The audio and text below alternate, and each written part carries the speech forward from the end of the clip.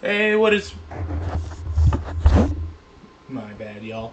Hey, what's up, y'all? It's Blake Trout here for our Week 2 analysis and game against Checkmate and I forgot the team name again. This is life, guys. This is life. Against Checkmate. So this game went on, or took weeks to just happen. And I'm just glad it was done. Did I like the result? No. But I can at least go and explain how we go to the fall of a dynasty. That was never a dynasty. So we got Big Man the Blastoise. I mostly just kind of speed tiered him up. Pretty much for the sake of it. Max special attack, timid nature, just so I can have the rapid spin so I can outspeed everything up to as fast as I think his Alolan Persian. Diggle Thompson was sort of built. Oh yeah, and then Aura Sphere for the Mega Gyarados and other stuff that's fighting weak. Dark Pulse to hit Gengar and Water Pulse to have a good stab move. Diggle Thompson was sort of made where it was max HP, max speed, timid.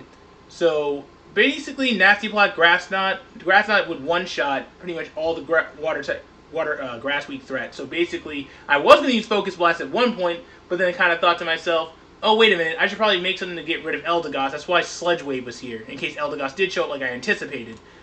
Grass Knot, well, it did its thing. It's supposed to basically take out Tusk and Mega Gyarados. And I basically strengthened myself enough to where I don't get one shot by +1 anything that Gyarados does at one point, so I can get at least a Nasty Plot off, and then just go with Grass Knot and just start raising hell there. Scarf Behemoth, the Mammoth Swine. You know, Thick Fat for the fire, basically just can one-shot Heatran, pretty much take out a lot of his ground weak threats, Icicle Crash for the Eldegoss and other things that's weak to it, and Ice Shard for priority to get rid of Gengar. Sadly, that did not work in our favor.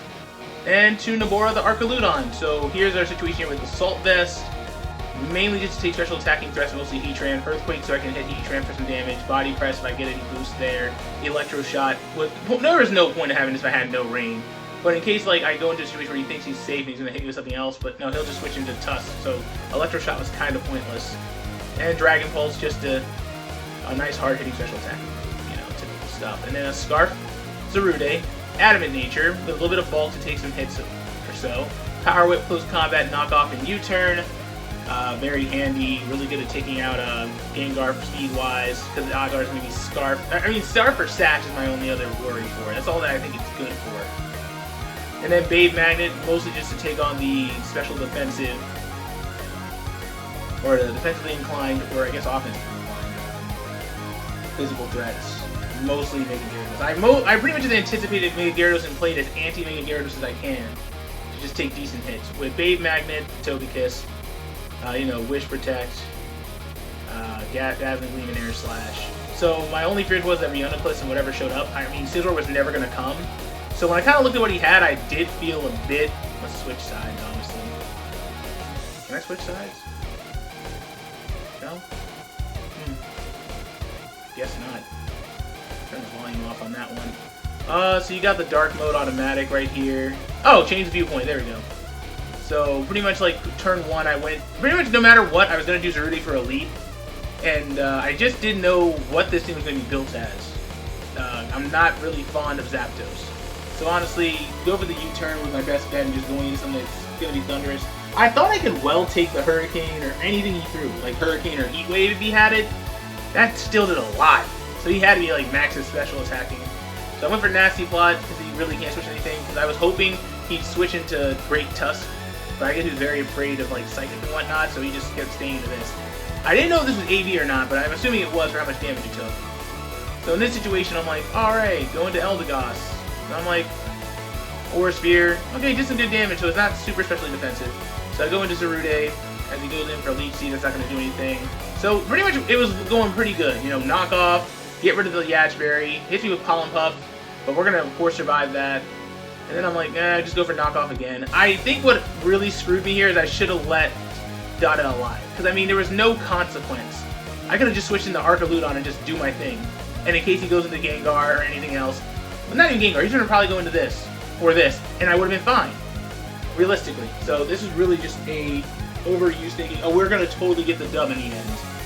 So this is probably my worst decision. So I go for Nasty Plot, And I thought, oh, things are looking pretty good. Look, that missed. And I'm like, oh, let me go for this Sludge Wave real quick. And hey, look, we took that. Goes into Reuniclus.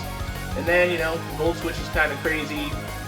I go into Togekiss thinking, well, there's not much you can do. Goes Trick Room. See, I didn't see that. Then the fact that, oh, wow, I took so much damage. If I had a little bit more special defensive investment, we would have been just fine, mostly.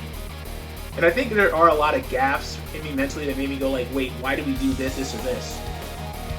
You know, like, there was no... I think no matter how this played out, I'm trying to really think about the really dumb points here. This was a dumb point, and then doing this was kind of dumb.